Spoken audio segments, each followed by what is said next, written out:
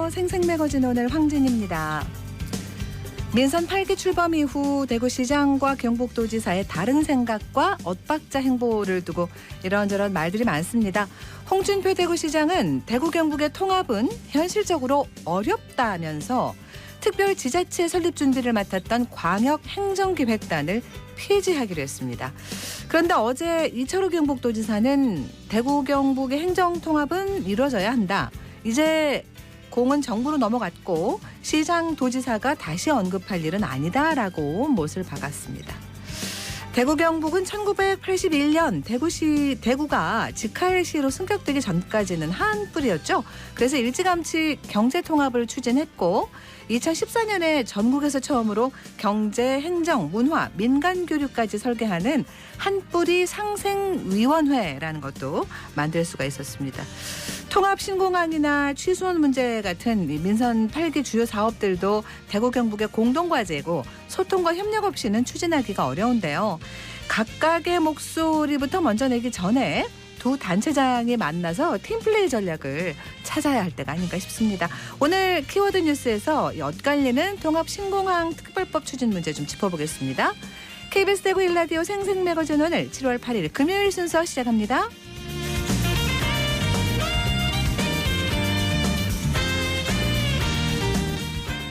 생생매거진 오늘은 대구와 경북 지역민 모두가 함께하는 시사 정보 프로그램입니다. 오늘도 청취자 여러분 곁에 한 걸음 더 가까이 다가갑니다.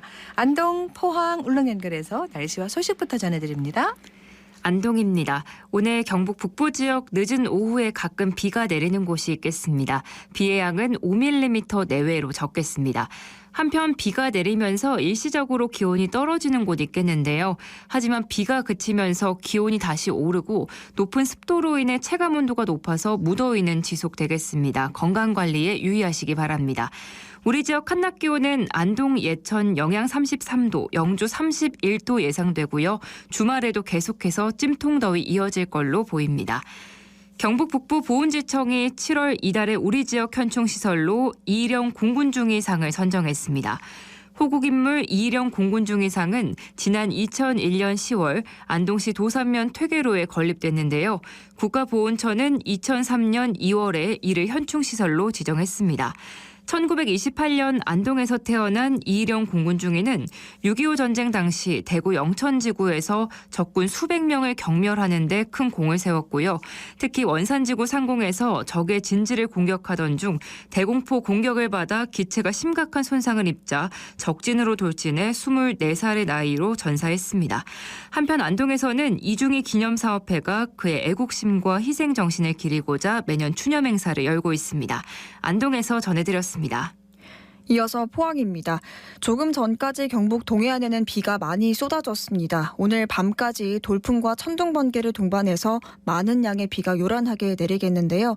시설물 점검 잘 해주시고 시야가 잘 확보되지 않는 만큼 안전운전 해주셔야겠습니다. 주말과 휴일에는 소강 상태 보이겠지만 다음 주 초에 다시 비 소식이 있습니다. 비는 오지만 오늘도 찜통더위는 이어지겠는데요. 한낮 기온 30도에서 33도가 예상됩니다. 포항의 제1호 야시장인 영일만 친구 야시장이 오늘 다시 문을 엽니다. 영일만 친구 야시장은 중앙상가 실개천 거리 260m 구간에서 먹거리 판매대 8곳과 플리마켓 체험 공간 20곳을 운영하는데요. 지난해와 달리 올해는 평일에는 영업하지 않고요. 연말까지 금, 토, 일 오후 6시부터 11시까지만 개장합니다. 특히 이번에는 먹거리와 플리마켓, 도자기, 비누, 공예체험 등 가족 단위 시민과 관광객들이 함께 즐길 수 있는 다양한 코너를 개설했는데요. 다가오는 여름 휴가철과 다음 주 도민체전 기간 동안 포항을 찾는 관광객과 시민 모두가 다양한 먹거리와 문화 공연을 즐길 수 있도록 마술과 버스킹 등 소공연 행사도 계획돼 있습니다. 인근 상가들도 영업시간을 연장하는 등 이 변화에 발맞춰 가고 있는데요. 지역 상권이 모처럼 기지개를 켜는 계기가 될 것으로 기대됩니다. 지금까지 포항이었습니다. 이어서 울릉입니다. 울릉도와 독도는 다소 흐린 하늘 보이고 있습니다. 현재 기온은 어제보다 1도 높은 26도고요. 비는 내리지 않고 있지만 습도는 100%로 매우 습합니다. 동해중부 먼바다에는 남풍이 불면서 종일 0.5에서 1.5m의 비교적 잔잔한 물결이 일겠습니다. 오늘 여객선은 정상 운항합니다. 울릉도 산악구조대원들이 알프스의 최고봉 몽블랑 등정에 성공하고 지난 2일 귀국했습니다. 박충길 장민규 대원은 대한산악연맹이 전국에서 25명을 선발한 알프스 원정대에 선발됐었는데요. 이들은 지난달 19일 해발 4,164m 알프스 브라이트 호른 등정 성공에 이어 지난달 29일 알프스 최고봉 해발 4,807m의 몽블랑 등정에도 성공했습니다. 울릉도 산악구조대는 민간 산악 전문 구조대로 대원들은 대부분 직장에 다니거나 자영업을 하는 일반 주민들인데요. 겨울철 조난자 구조는 물론 각종 산악 사고에 출동해 인명 보호에 나서고 있습니다. 이번 알프스 등정에서 이들은 울릉도 설산에서의 구조 활동을 통해 훈련된 우수한 실력을 유감없이 발휘했는데요. 대원들은 울릉도 설산을 매년 접해서 몽블랑의 설산이 크게 낯설지 않았다는 소감을 밝혔습니다. 지금까지 울릉이었습니다.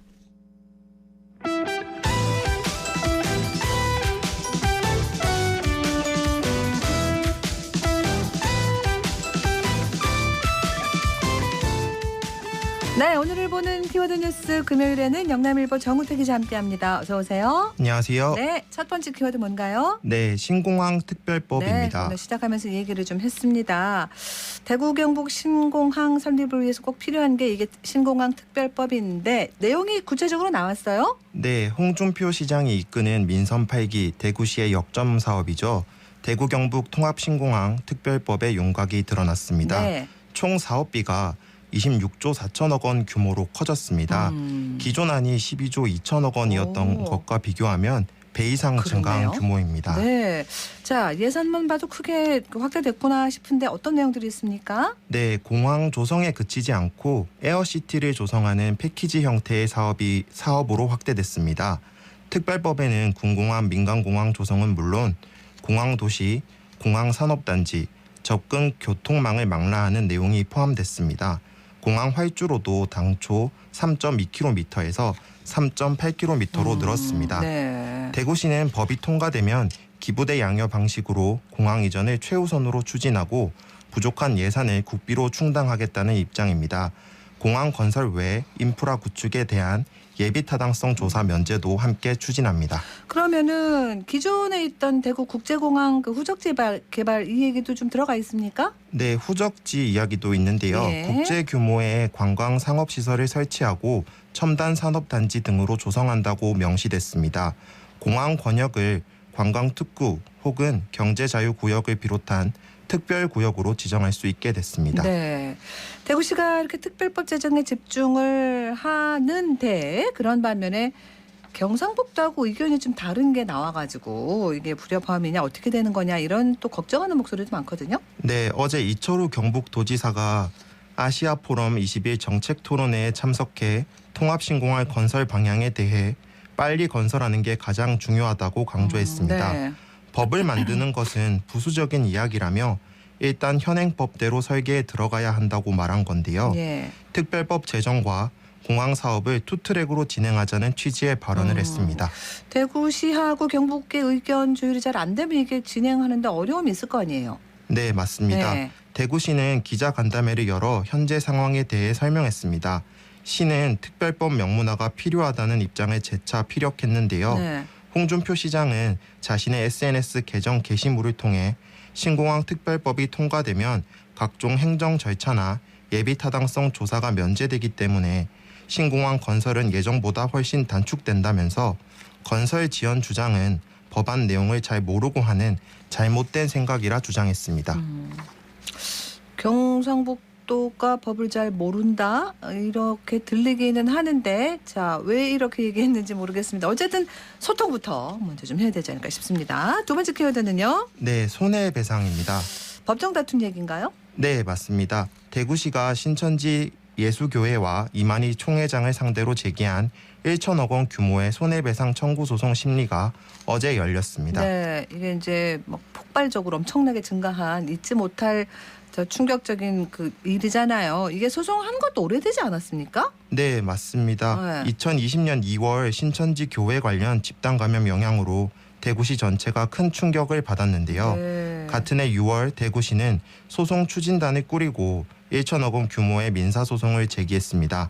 당시 기업, 개인의 경제 활동이 사실상 중단되면서 매출 감소, 경영난이 이어졌다는 이유였습니다.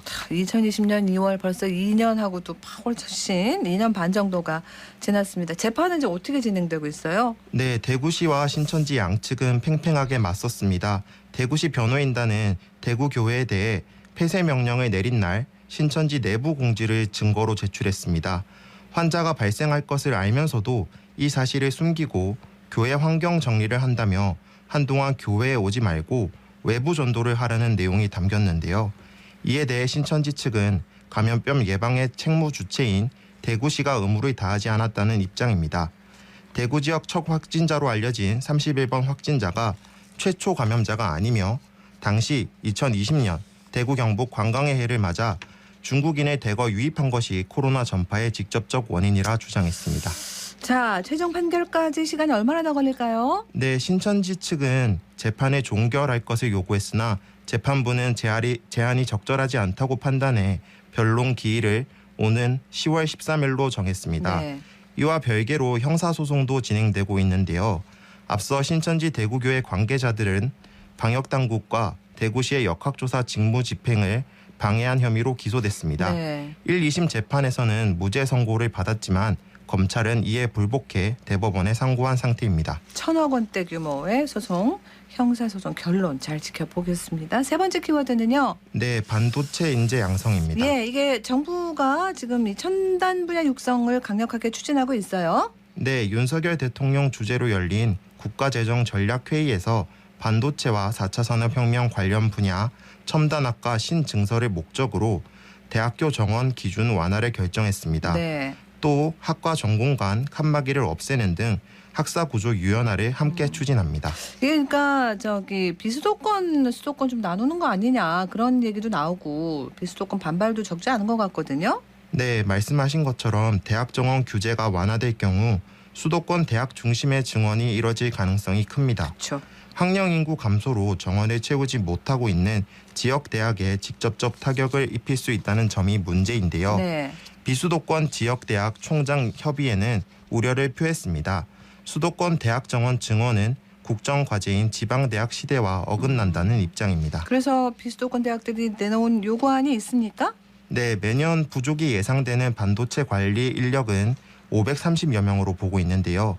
9개 광역지자체에 속한 국공사립대 10여 개를 선정해서 대학별로 60명씩 양성해야 한다고 요구했습니다. 예. 또 수도권 대학에서 실시하는 것처럼 반도체 관련 기업과 채용 연계형 계약학과를 설치 운영하고 우수한 인력이 지역 대학에 지원하도록 장학금과 취업 지원 정책도 마련해야 한다고 요구했습니다. 네. 비수도권 7개 권역 대학 총장 협의회 연합은 오늘 박순애 사회부총리 겸 교육부 장관을 만날 예정입니다. 지방대학 위기야 뭐 하루 이틀 얘기도 아니고 참 많이 얘기가 나왔습니다만 더 심각해지는 것 같아요. 네, 지난해 신입생 미충원 사태가 빚어진 대학 75%의 소재지가 실제 비수도권이었습니다. 네. 대구 경북 지역 대학들은 대대적인 정원 감축을 검토하고 있는데요.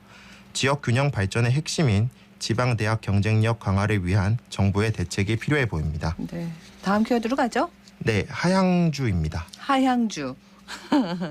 전통주죠? 대구 전통주. 네, 맞습니다. 네네. 대구 달성군 신라 고찰인 유가사에서 시작된 하양주가 역사의 뒤안길로 사라지게 됐습니다. 최근 하양주 제조장과 생산 시설이 매각된 건데요. 이에 따라 시중에서 더 이상 하양주를 구매할 수 없게 됐습니다. 네. 제조 공정도 없고 재고도 남아있지 않은 것으로 전해졌습니다. 하양주는 유가면에 거주했던 밀양 박씨 종가에서 전승된 술로 연꽃 향기가 난다고 해서 하양주라는 이름이 붙었습니다. 너무 안타깝습니다. 왜 그렇게 포기를 해야 했을까요? 네, 하양주 영농조합 법인은 경영난을 버티지 못했습니다. 박한희 법인 대표는 4대째 하양주 전통을 계승해 왔는데요. 박 대표는 미국에 이민도 갔으나 하양주 제조법을 배우기 위해 1994년 대구로 돌아왔고 네. 30년 가까이 술을 빚어왔습니다. 2013년에는 제조공장 증설을 위해 투자도 했지만 판매 부진으로 어려움을 겪었는데요. 지난 2020년 봄부터 생산을 전면 중단했고 이후 크라우드 펀딩 등을 통해 재기를 위한 노력도 했지만 여의치 않았습니다. 네. 하양주 생산을 완전히 중단함에 따라 대구시 무형문화재 11호 기능 보유자 자격도 반납하게 됐습니다. 그랬군요. 아쉬움이 큽니다. 자, 키워드 하나 더 있죠? 네. 네. 마지막 키워드는 투견입니다. 투견이요. 네, 투견. 이게 최근에 뭐 적발된 게 좀 있는가 봐요. 네, 최근 투견 관련 불법 시설이 대구 곳곳에서 적발돼 논란입니다.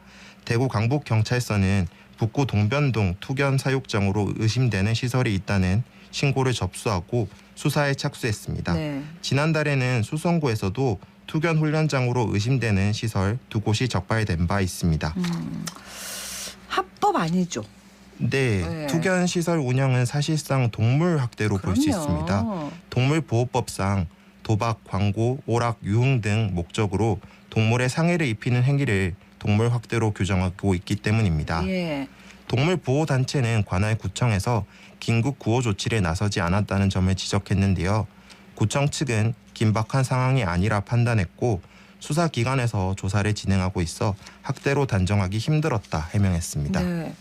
이제 갈수록 동물보호법 이런 것도 좀 강화되고 있고 또 한 뭐 지자체 차원에서 규정 이런 것도 만들고 하잖아요, 그죠? 네, 네. 맞습니다. 지난 2019년을 기점으로 동물보호에 대한 조례 제정이 시작됐는데요.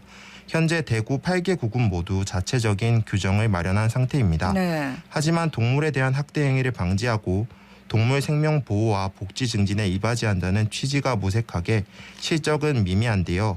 규정에 명시된 동물복지위원회를 설치하지 않거나 동물보호명예감시원을 위촉하지 않은 곳도 있습니다. 제도 활성화를 위해 보다 적극적인 행정이 필요해 보입니다. 맞습니다. 오늘 소식 여기까지 들을게요. 고맙습니다. 감사합니다. 네, 금요일에 키워드 뉴스 영남일보 정우태 기자와 함께했습니다.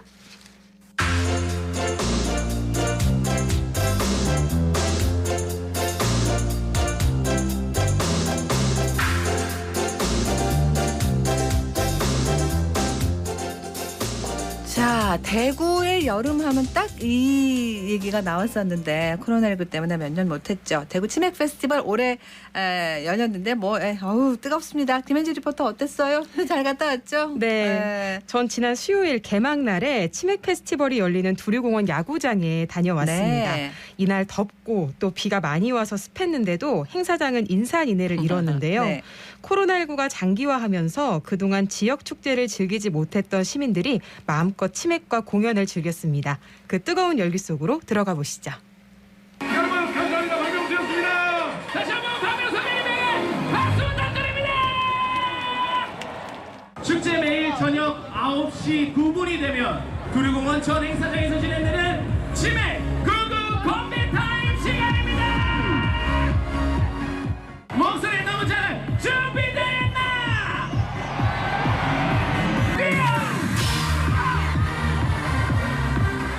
대구 치맥 축제 컴백! 대구 치맥 축제 화이팅! 학교 친구들이 이제 알려줘가지고 왔는데 너무 재밌게 즐기고 있습니다. 저희 한 7시부터 왔어요. 기다리고 있었어요. 너무 즐겁고 오랜만에 사람들 너무 많이 봐서 즐겁고 약간 에너지 얻고 가는 것 같아요. 많이 기대하고 왔는데 기대보다 훨씬 더 좋아서 지금 기분이 좋아요. 치킨과 맥주 나한테 이런 의미다. 인생의 휴가. 우리의 젊음을 위하여. SNS 보고 왔습니다. 너무 덥긴 한데 오랜만에 축제라서 그런지 아마 괜찮았던 것 같아요. 이열치열이죠, 이게. 네. 그죠? 네. 아유, 어땠어요? 천천히 살펴보면요. 올해 먼저 처음으로 추억의 치맥 포차가 조성됐습니다. 네. 7080 시절 추억을 재현한 뉴트로 테마 공간이 마련돼서 옛날 통닭을 먹으면서 이 복고 감성을 만끽할 수 있었고요. 네. 또 시민들이 차가운 물에 발을 담그고 치맥을 즐길 수 있는 치맥 아이스펍도 인기였습니다. 이곳에서는 수제 맥주를 맛볼 수 있다는 점이 매력적이더라고요. 그렇군요. 우리나라 치킨 브랜드들 다 모였겠네. 첫날에 완판됐다면서요. 네, 치맥 페스티벌이 산업축제로도 경쟁력이 큽니다. 네. 내년 영챌린지 프로젝트라는 걸 진행하는데요. 치킨 업체 가운데 성장 가능성이 큰 업체 2곳을 선정해서 홍보할 수 있도록 돕고 있습니다. 네. 치열한 경쟁을 뚫고 시민들을 만난 치킨 브랜드들 담당자를 만나봤습니다. 사람이 이렇게 많을 줄 몰랐는데 지금 너무 많아가지고 치킨 주문 쳐내는데 좀 힘듭니다. 저는 사실은 치킨 튀기느라고 몰랐는데 밖에 계신 분은 굉장히 많이 줄 서 있다고 많이 만났다고 하시더라고요. 아무래도 경쟁률이 있었는데 저희를 선정해 주셨다는 거에 되게 감사했고 첫 번째. 그 두 번째는 저희가 좋은 기회를 얻어서 저희 브랜드를 알릴 수 있는 기회가 되었기 때문에 기회를 꼭 살려서 대구 지역에서도 알릴 수 있는 그런 기회로 삼아야겠다는 생각을 했습니다. 저희가 직영 매장 말고 이제 가맹 매장을 하면 전국적으로 확장할 계획을 갖고 있고 또 올해 미국 진출이 예정되어 있습니다. 저희가 영챌린지를 신청을 해서 된 걸로 알고 있는데 3년 동안 저희가 준비를 했었는데 계속 코로나 때문에 안 됐지 않습니까? 그래서 이번에 3년 동안 준비를 많이 했던 것 같아요. 제가 지금 4시부터 줄 서가지고 지금까지 물 한 번 못 먹었습니다. 그러니까 엄청나게 많은 손님들을 만났는데 한 분 한 분 대응을 못 해드리는 게 너무 죄송한 것 같아요. 지금 저희가 프랜차이즈가 한 5군데 지금 나와 있습니다. 그래서 이번에 영챌린지를 참여함으로써 인해서 더욱더 저희가 이제 프랜차이즈를 전국적으로 확대하고 싶은 그런 생각이 있습니다. 소비자를 이렇게 만날 수 있다는 게 그 운영하시는 분들한테 얼마나 반가운 시간입니까, 그죠? 네, 그렇습니다. 이 보니까요, 잘 알려진 브랜드들도 물론 있었지만 치킨 시장에 이렇게 많은 브랜드가 있다는 게 참 놀랍더라고요. 네. 네, 코로나로 3년 만에 열린 축제기도 했지만 올해로 치맥 페스티벌 10주년을 맞았습니다. 이를 기념하면서 개막식에선 드론 쇼가 진행되기도 했고요. 네. 또 축제 마지막 날엔 지난 10년을 함께한 역대 치맥 자원봉사자들이 무대에 올라서 축배를 드는 행사도 열립니다. 네. 올해 축제에 대해 시민들과 또 대구 치맥 페스티벌 이창규 위원 이야기 들어보시죠. 중간에 3년이 공백기가 있어서 원래는 오늘이 13년째인 거잖아요. 참 아쉽고 3년 만에 한 10주년이니까 더 의미가 뜻깊을 것 같아요. 매번 이런 지역에서 좋은 축제를 했으면 좋겠습니다. 코로나 때문에 너무 힘들었는데 지금 기분 너무 좋습니다. 지금 프리미엄 존이라는 게 신설이 돼서 프리미엄 존 같은 경우는 유료 결제지만은 가장 무대를 현장감 있게 즐길 수 있는 공간이라고 생각을 하시면 되겠습니다. 앞으로도 프리미엄 존은 또 확충할 나갈 계획입니다. 대구에서 치맥 페스티벌의 가장 큰 의미는 힐링이라고 생각을 합니다. 삶에 지친 시민들을 잠시나마 5일 동안 힐링을 함으로써 삶의 활력소를 주지 않을까 싶습니다. 시민 여러분, 코로나와 경기 침체로 인해서 많이 힘들고 지쳐 있을 거라 생각합니다. 잠시나마 고충을 잊기 위해서 저희가 많은 준비를 했습니다. 저희 치맥 페스티벌 5일 동안 하는데요. 많이 참석해 주시고 많이 즐기고 힐링하고 삶의 활력을 얻어서 삶에 돌아가셨으면 좋겠습니다. 네. 네, 치맥 페스티벌은 이번 주 일요일까지 이어집니다. 10주년을 맞은 치맥 페스티벌이 앞으로 100년 축제, 세계적인 축제로 성장하길 기대합니다. 좋습니다. 김현지 리포터 잘 들었습니다. 네, 고맙습니다.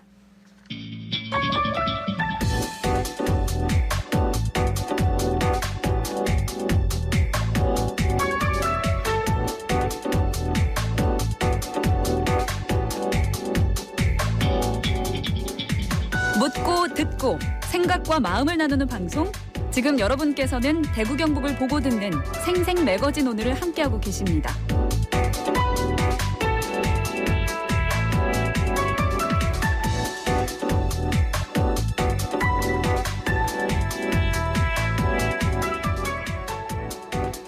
어, 1981년 7월 1일에 대구가 직할시로 승격을 했어요. 그리고 1995년에 이제 광역시가 됐죠. 자, 오늘 다시 있는 역사, 대구 역사 좀 멀리서부터 지금까지 한번 좀 돌아볼까 싶은데요. 정만진 작가와 함께합니다. 어서 오세요. 예, 안녕하세요. 네,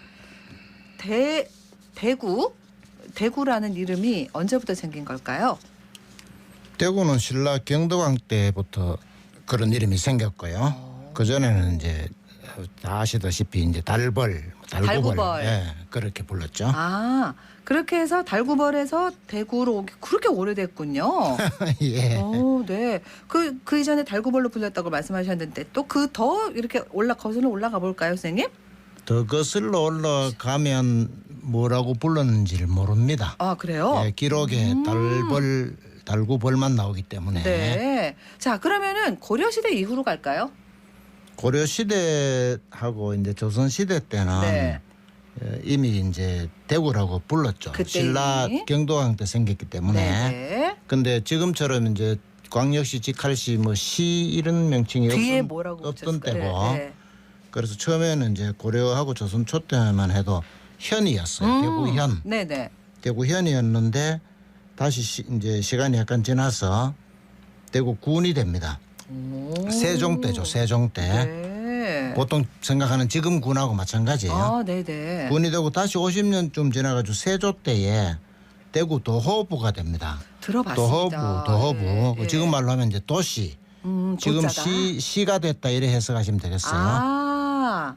그러니까 이 도호부가 됐다는 게 지금 표현으로는 대구가 이제 그 현 군에서 시가 됐다. 그렇죠. 예, 도시 할 때 이제 도자가 크다잖아요. 네. 도목수, 뭐 도대장 하잖아요. 네네. 그래서 큰 사람 많이 사는 큰 마을이 됐다. 그래서 이제 도호부가 됐는데 네. 다시 이제 조선 말기 돼 가지고 1896년 되면 다시 군으로 바뀌는데 도시가 작아졌기 때문에 군이 되는 게 아니고 예. 이제 도호부라고 하는 명칭을 없앴어요. 그런 행정구역상 그런 시스템이 없어졌기 때문에 네. 본래대로 다시 대구군이 됐다가 예. 1910년 되면 또 다시 부를 다시 살려가지고 되게 왔다 갔다 많이 했네요. 다시 대구부가 되는데 왔다 갔다 한 거는 그때 그분들의 사정이고 우리는 뭐 여간 관계없고 아무튼 그래 다시 또 이제 지금 우리가 익숙한 대구시가 되는 거는 독립하고 나서 이제 정부 수립하고 나서 1949년 됐어요. 그래서 요약을 하자면 본래는 이제 지금 말하면 면이나 군단이었던 예. 대구가 세조 때에 시가 되었다. 그러니까 대구가 시가 된 거는 대략 한 550년, 560년 가까이 된다. 네. 그래 보시면 되겠어요. 예. 아까 제가 잠깐 신라 막 고려 이런 거 여쭤봤는데 그 전에 그러면은 대구는 이 우리나라로 보면 어느 정도 위치였을까? 그게 궁금하고. 그러니까 경도광 때 기록이 그 삼국사기에 나오는데 네. 연도로 하면 757년이에요. 네. 근데 대구 지역에 뭐가 있었다고 돼 있느냐 하면은 유하군이란 게 있었는데 수창군으로 바꾼다. 지금 수창초등학교 이름 기억나시잖아요. 예. 그리고 달구화현이 있는데 대구현으로 바꾼다. 설화현을 화원현으로 바꾼다. 화원 지금 있잖아요, 그죠? 화원, 예, 화원.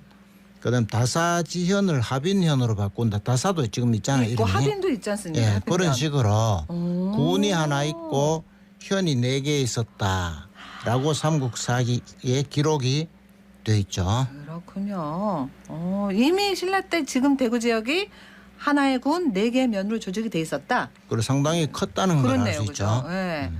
달성군 합인면, 화원 이런 지명이 신라 때도 있었다고 되게 신기하네요. 놀랍기도 하고 달구화현이 대구현으로 이름이 바뀌었다 이렇게 했어요. 그러면 달구화현이라는 데서 이 달구벌이 여기서 온 건가요? 그렇죠. 예. 그리고 달구화는 이제 한자로 적다 보니까 그때 한글이 없잖아요. 네. 그러니까 한글 발음을 한자로 적었으니까 화라는 거는 불화자잖아요. 그러면 우리말로 불하고 한자를 화를 적어놓고 읽을 때는 불로 읽었다 이 말이죠. 네. 그러면 불이 달구벌이죠. 그러니까 네. 불하고 벌이 같죠. 네네. 예, 그래 생각하시면 되는데 삼국사기에는 이제 달벌성을 쌓고 극종이라는 사람을 성주로 임명했다. 261년에 이런 기록이 나와서 달벌이라는 이름이 역사책에 기록된 가장 오래된 이제 그런 사례예요. 근데 대충 달구벌이나 뭐 달벌이나 달구하나 다 같은 건데 이게 우리나라 발음이기 때문에 경덕왕이 당시에 이제 우리나라 사람 이름과 지명을 중국식으로 다 바꿨거든요. 그러니까 한자로 바꾸다 보니까 달벌, 달구벌, 달구화 해가지고 이게 한자로 넘어왔다. 그러니까 달벌은 본래 우리 말인데 적기를 한자로 적었다.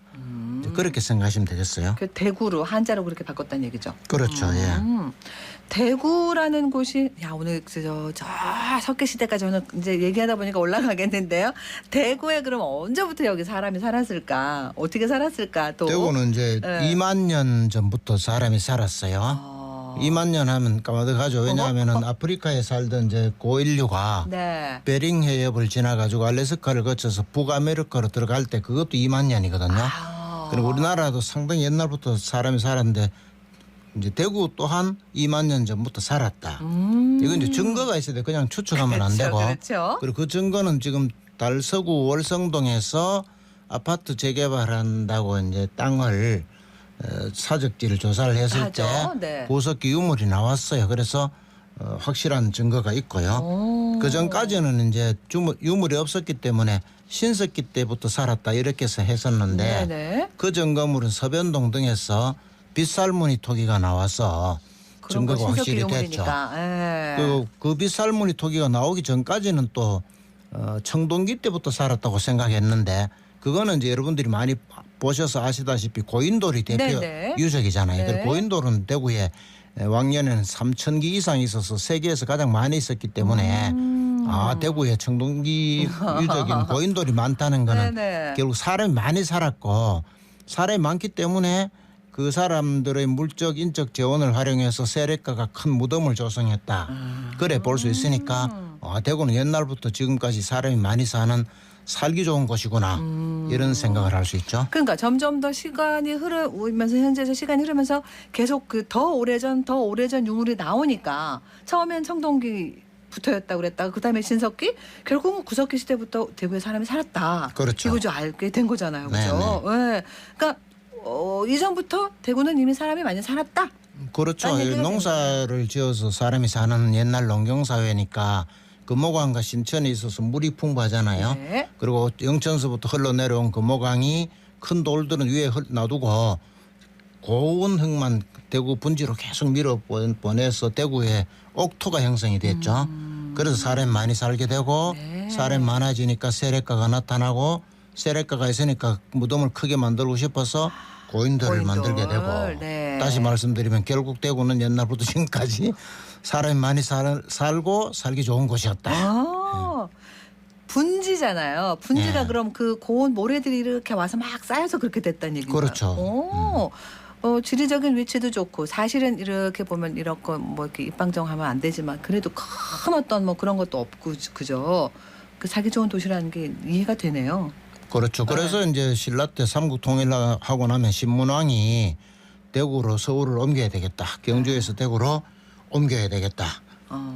통일에 대해서 국토가 커졌는데 대동강까지인데 경주가 너무 치우쳐 있잖아요. 네. 그래서 복판쯤 옮겨야 되겠다는데 실제 복판은 청주쯤인데 청주에 가면 사실 신라 때 탑인 중앙탑이라는 이름이 있어요. 탑이 국보인데 그런데 거기가 중앙이라는 건 그때도 인식했다는 얘기죠. 그런데 갑자기 거기까지 못 가니까 좋은 데가 근처에 없나 역시 대구다 했다. 그렇게 우리가 생각할 수 있죠. 근데 이게 그렇게 천도는 실행은 안 됐다 그러죠. 안 됐죠. 예를 들어 이제 사회자님이 집이 경주에 있고 땅도 거기 있고 이런 경우에 지금하고 똑같은 거 옮겨가겠다고 반대할 거 아니에요. 그러니까 지금하고 똑같네요. 기득권 세력이 강력히 반대했다. 그래 볼 수 있겠습니다. 네. 자, 대구가 그럼 신라의 수도가 됐다면 또 뭐가 또 달라졌겠네요. 그래서 역사의 가정은 없다는 얘기가 그렇죠. 지금 뭐 불국사 이런 거 다 대구에 있죠. 맞습니다.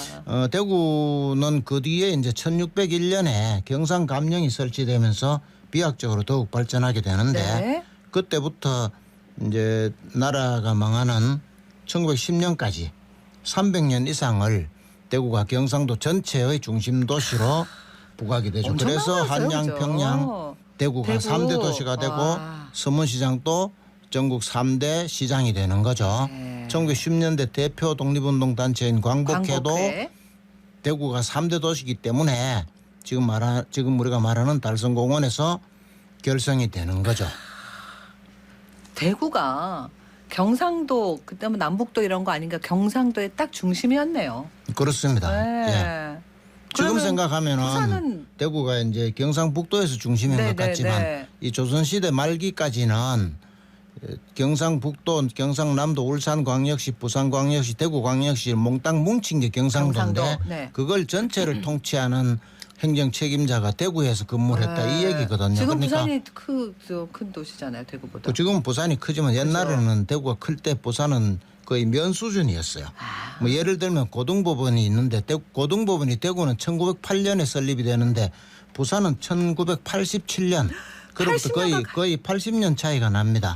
지금 역전이 됐는데 우리 대구가 다시 분발해서 진짜로 되살아나야 되겠죠. 그러니까 양령시도 대구가 제일 크고 서문시장도 부산보다 훨씬 더 크고 당연하잖아요.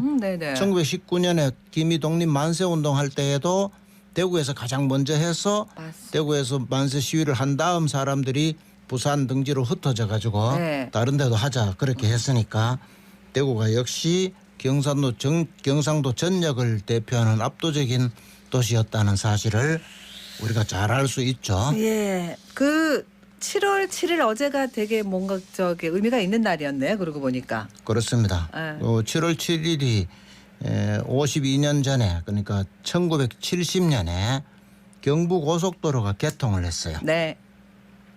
경부고속도로가 개통을 해서 새로운 시대가 왔잖아요. 예. 우리 대구가 지금 이제 민선 8기도 새로 출범했고 하니까 네.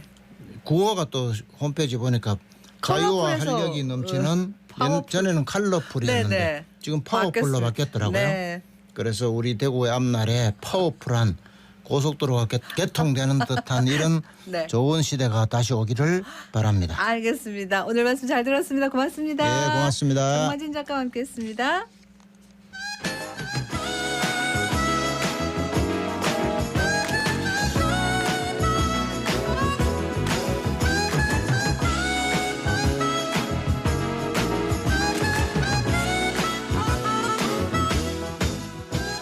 네, 금요일엔 문화. 오늘은 최영의 음악 칼럼니스트와 함께합니다. 안녕하세요. 안녕하세요. 네, 오늘은 어떤 얘기 해볼까요? 네, 지난 시간에 클래식 음악을 들을 때 가장 흔히 만나게 되는, 듣게 되는 소나타라는 기악 용어에 대해서 설명을 드렸었습니다. 오늘은 악기 이야기를 좀 해볼까 합니다. 네네.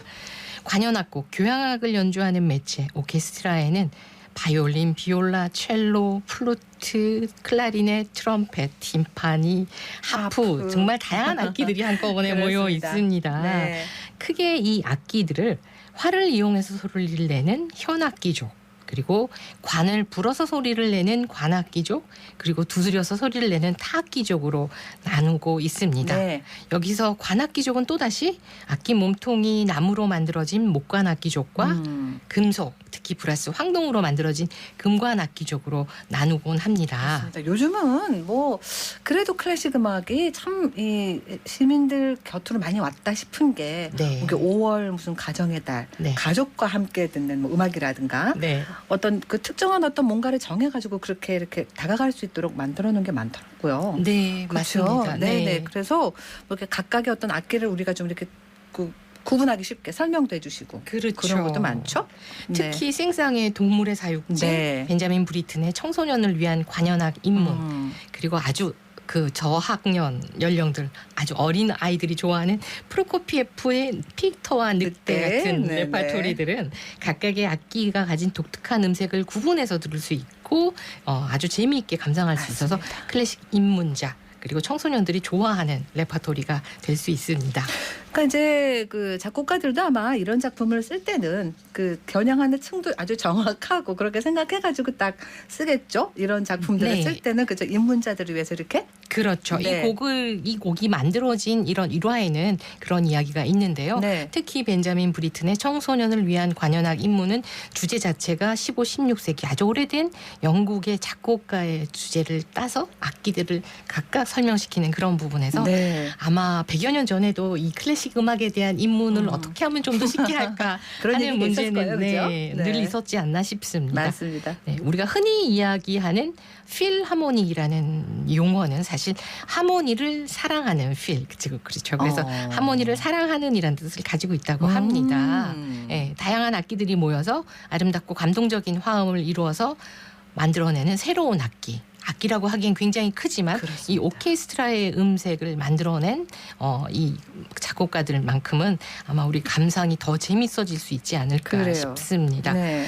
피아노, 바이올린, 첼로, 플룻 같은 각각의 악기들 최고의 마에스트로의 솔로 연주 감상도 좋고 또 아주 좀 수준 높은 감상이라고 할 수 있는 소편성 실내악 음악 감상도 좋지만 이런 관현악 음악, 교향악 음악의 감상과는 조금 구분이 되어야 하는 게 이런 좀 소편성 혹은 독주 음악은 정말 예습과 복습이 필요한 감상이었을 때 네네. 진정한 제대로 된 감상이라고 이야기를 할 수가 있을 겁니다. 그러기 위해서는 지난 시간에 설명했었던 소나타라는 이 용어도 절대적으로 필요하다고 할 수 있죠. 그러니까 소나타라는 게 어떤 그 음악의 한 장르이기도 하지만 작품의 형식이다. 그렇죠. 형식의 네. 용어이기도 하기 그렇죠. 때문에. 하는 얘기를 네. 저도 배웠습니다. 네. 그냥 사실은 클래식 음악이 서양의 종교 음악에서 온 거기 때문에 네. 그냥 들으세요 이렇게 하면 사실 막연하거나 어렵거나 그렇게 느낄 때도 있잖아요. 그렇죠. 네. 네. 사실 저도 일반인들이 질문을 했을 때는 일단 그냥 막 들으십시오. 네, 그냥 들으십시오라고 얘기를 드리지만 일단은 들어라. 방법이 없으니까 친해지십시오라는 네, 의미로 네. 그렇게 드리는데 네. 들으실 때 굉장히 난처한 표정을 지으시는 걸 보고 참 저도 어려울 경우가 많은데요. 네. 우리가 흔히 누가 누군지 A는 어떤 음색을 악기가 네, B는 어떤 또 다른 색깔의 음색을 가지고 있는지를 아는 뒤에 음악을 감상을 한다면 우리가 오케스트라 음악을 더 좋아할 수 있을 것 같다는 생각이 네. 들어서 오늘부터 현악기, 목관악기, 금관악기, 타악기 그리고 건반악기 순으로 악기들에 대해서 조금씩 여러분들과 이야기를 나누면서 필하모닉 오케스트라가 어떻게 연주되는가를 네. 알아보겠습니다. 저 얼마 전에 안 그래도 딱 그 말을 들었는데 오케스트라 음악을 판단하는 기준은 가장 잘하는 사람의 연주가 아니고 가장 실력이 떨어지는 사람의 연주를 기준으로 한다고. 너무 무서운 말을 들었어요. 그러니까 얼마나 하모니를 잘 내야 되는지를 네. 딱 말해주는 거잖아요. 그죠? 그렇죠. 이제 네. 객석에서 이제 이 오케스트라 규모가 일단 보면 규모가 크거든요. 네네. 일단 앞쪽으로 네네. 현악기들이 딱 배치해 있고 그렇죠. 중간에 목관악기, 뒤로 네. 막 타악기랑 금관악기 막 이렇게 앉습니다. 네네. 네. 사실 그 오케스트라가 처음 자리 잡은 바로크 시대의 규모는 훨씬 작았을 것이고 지금과 같은 배치도 아니었습니다. 그렇겠죠. 네. 그 오늘날의 이런 모습으로 앉아 있게 된 것이 바로 말씀하신 보다 조화로운 음향을 만들어내기 위해서가 가장 큰 이유였을 것 같습니다. 네. 이 교향악기는 기본적으로 현악기의 화음, 목관악기의 화음, 금관악기의 화음, 즉 세 가지 종류의 서로 색깔은 다르지만 똑같은 화음이 어울려서 조화롭게 그러니까요. 울려진다라고 합니다. 아마 그래서 아까 그런 말씀을 들으신 게 아닌가 맞아요. 싶은데요. 네. 그래서 우리가 오케스트라는 필하모닉, 하모니, 화음을 좋아하는 맞습니다. 음악이다라고 이야기를 하는 거죠. 현악기 연주자들은 현악기는 혹은 현악기 연주자들은 오케스트라 음악에서 우리 몸의 뼈대 기본이 그렇죠. 뼈대를 이루는 그 음악의 가장 중요한 뼈대를 이루는 그런 연주를 해 나가는 악기라고 할 수 있습니다. 악기 모양은 사실 기본적으로 똑같은 비슷해요, 그죠? 네, 인체의 이런 어떤 그 몸을 따라서 이렇게 만들었다라고 얘기를 하는데 악기 크기에 따라서 작으면 바이올린. 네, 그거보다 크면은 비올라 혹은 알토. 네. 그리고 그거보다 조금 더 크면 첼로.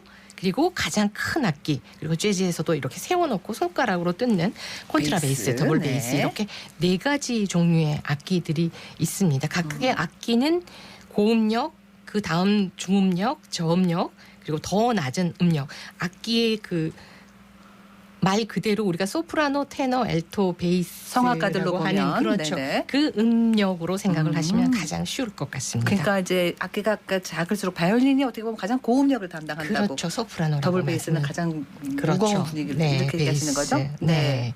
그렇습니다. 현악기들이 이렇게 만들어내는 기본적인 멜로디와 화음이 바로 음악을 그 교향악 음악을 이끌어 간다라고 할 수가 있는데요. 네. 그러니까 어떤 음악을 들었을 때 작곡가는 현악기 음악으로는 자신이 만들어내고 싶은 음악을 뼈대를 보여주는 것이고요. 여기에 자신만의 색깔을 보여주는 색채감을 더하는 이제 악기가 목관악기와 금관악기의 등장이라고 할 수가 있습니다. 네.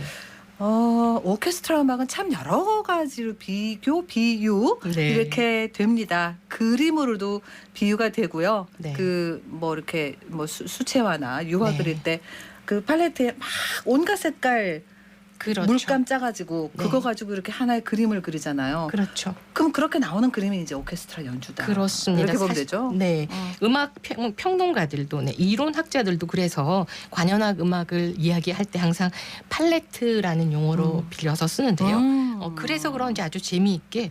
독일 교향곡, 고전주의와 낭만주의의 그 뼈대를 이루는 교향곡을 좋아했던 작곡가들이 만드는 악기 사용법, 주로 쓰는 사용법, 네. 그리고 또 프랑스 작곡가들이 관현악곡을 쓸 때 즐기는 사용법, 그리고 또 러시아 혹은 북유럽 작곡가들이 쓰는 방법들이 그 팔레트가 사용법이 정말 다르다는 네, 신기하죠. 색채감이 다르다라고 이렇게 이야기할 수 있습니다. 맞습니다. 현악기가 악기들 중에 가장 먼저 등장했나요? 그렇지는 않습니다. 그렇진 않아요? 악기의 등장은 앞으로 설명을 드리면서 말씀드리겠지만 네. 오케스트라 악기족 중에서 가장 늦게 등장한 악기가 어쩌면은 현악기족이라고 할 수가 있습니다. 현악기 자체가 늦게 등장한 것은 아닌데요. 네. 활을 사용해서 소리를 내는 줄을 뜯으면서 이렇게 소리를 내는 현악기 오케스트라의 현악기는 가장 늦게 완성된 악기라고 말씀을 드릴 수가 있습니다. 그렇군요. 네. 악기의 탄생이 뭔가를 만들어서가 아니라 우리 주변에 있는 도구를 있는 걸로 그렇죠. 있다고 생각했을 때 어떻게 소리를 내는 게 가장 쉬울까를 생각해 두드리는 보시면 거네요. 그렇죠. 가장 오래된 악기는 타악기입니다. 타악기. 네. 그렇군요. 네. 그 다음은요? 타악기 다음은 관악기. 관악기. 겠죠. 그렇게 가는 거군요. 네. 예. 아까 말씀하신 대로 현악기는 그 악기의 크기에 따라 소리가 이제 음역대가 나뉘는 게 사람의 목소리 나누는 것과 비슷하다. 그렇죠. 그죠? 네. 예. 네. 그러니까 줄을 뜯어서 소리를 내는 거. 바이올린보다 훨씬 더 오래된 그럼 현악기가 있다는 얘기네요. 현악기라고 그래야 되나? 현악기죠. 뜯는 그렇죠. 악기. 소리 현악기의 가장 주된 이 음향의 발생 그 방법이 악기통에 줄을 묶어서 그 줄을 튕기거나 활을 그어서 네네네. 소리가 울림을 내는 거니까. 네. 기타 우리 아주 가까이에 있습니다. 기타. 그리고 요즘 여러분들이 굉장히 손쉽게 배우시는 우쿨렐레, 네네. 만돌린 이런 악기들. 그리고 하프는 그 다음에 나왔나요? 그러면 하프는 현을 뜯어서 내는 악기긴 한데 지금 좀 말씀드린 다르군요. 악기랑은 다르죠. 이 통을 울리지는 않기 때문에. 그렇습니다. 그렇네요. 거기에서 현악기이기는 하지만 소리를 내는 발생 방법은 조금 다르다라고 말씀드릴 수 있습니다. 그러면은 바이올린이나 첼로 이런 악기들이 지금과 같은 형태로 만들어진 거는 그렇게 오래되진 않았다는. 네. 르네상스 접어들면서부터 그리고 이렇게 오늘날의 현악기의 모습을 가진 것은 바로크 시대의 오페라와 함께 오케스트라가 만들어지면서 가장 많은 발전을 했다라고 그렇군요. 말씀을 드릴 수가 있습니다. 특히 그래서 여러분들이 뭐 방송이나 이런 매체를 통해서 아마 들으셨을 텐데 이 현악기 이름들 뭐 스트라디바리, 화르넬리 이런 악기들 경매 이야기가 나오고 맞아요. 우리나라 어느 누가 뭐 어디 거 몇 년 거 뭐 협찬 받는다. 정경화 선생님이라든지 뭐 이런 분들이 무슨 악기를 쓰고 뭐 빌려서 쓰고 뭐 이런 이야기가 나오죠. 그러니까요. 네, 공식적으로 지금 현재 기록되어 있는 가장 오래된 바이올린 경매 가격이 약 205억 원. 1,600만 달러로 2014년에 물론 만들어진 건 바로 그 시대죠. 그러니까 400여 년이 된 악기를 이렇게 사고 판다라고 하니까 약간 클래식 문외한들께서는 거부감을 느끼실 수도 있을 것 같다는 생각은 듭니다. 지금 기타 연주곡이 흐르고 있거든요. 네. 이 곡 소개 좀 해주시면서 들으면서 그럼 오늘 순서 맞춰야겠습니다. 네. 역시 계절인 만큼 기타곡 골라봤습니다. 기타 하면 떠오르는 나라는 역시 스페인이죠. 네. 그렇죠. 스페인의 타레가가 자신의 그 어떤 독특한 연주법 트레몰로를 사용한 곡이죠. 아람브라 궁전의 추억을 들으면서 무더위 날려보시면 어떨까 싶습니다. 네, 오늘 이거 들으면서 마칠게요. 고맙습니다. 감사합니다.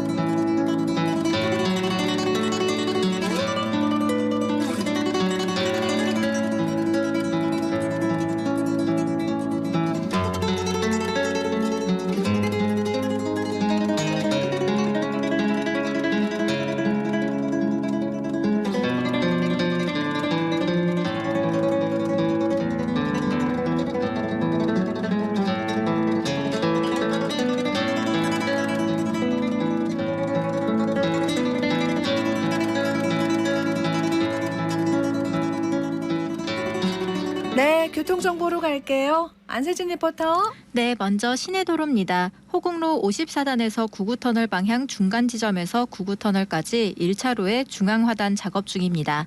구간 지나시기 전 미리 차로 변경하시는 게 좋겠고요. 봉덕로 캠프워커 정문에서 봉덕내거리 방향으로 지체되고 있습니다. 달고발대로 수성구청역 내거리에서 만촌내거리 방향 신호 앞두고 밀림과 풀림 반복하고 있고요. 동북로 큰고교거리에서 산격중학교 3거리 구간 속도 떨어져서 지나고 있습니다. 월촌역 내거리에서 성당내거리까지 통과하는 데 14분 정도 소요되면서 밀리고 있고요. 진천로 진천역 내거리에서 진천 남내거리까지 구간 양방향 정체되고 있습니다. 다음은 고속도로 정보입니다. 중부내륙지선 현풍 방향 현풍분기점 부근 갓길에 방음벽 설치 작업 진행되고 있고요. 대구 부산고속도로는 부산 방향으로 동대구 나들목 300m 지난 지점 갓길에 도로 공사 중입니다. 이 구간들 흐름은 어려움 없이 지나실 수 있고요. 즉 군왕고속도로 춘천 방향으로 다부 나들목 앞두고 속도 떨어져서 지나고 있습니다. 지금까지 이 시각 교통정보였습니다. 올해 수능시험이 11월 17일로 날짜가 정해졌습니다. 대구시 교육청이 제13회 대구 진로 진학박람회를 7월 22일, 23일에 대면으로 연다고 하는데 내일부터 13일까지 온라인 신청을 받고 대구 진로정보센터에서 여러 프로그램들 먼저 확인하실 수 있습니다. 더위 속에 입시 준비하는 수험생들 너무 힘들죠. 네, 위로와 희망과 사랑을 전해줘야겠습니다. 7월 8일 금요일 생생매거진 오늘 여기까지입니다. 함께해 주신 여러분 고맙습니다.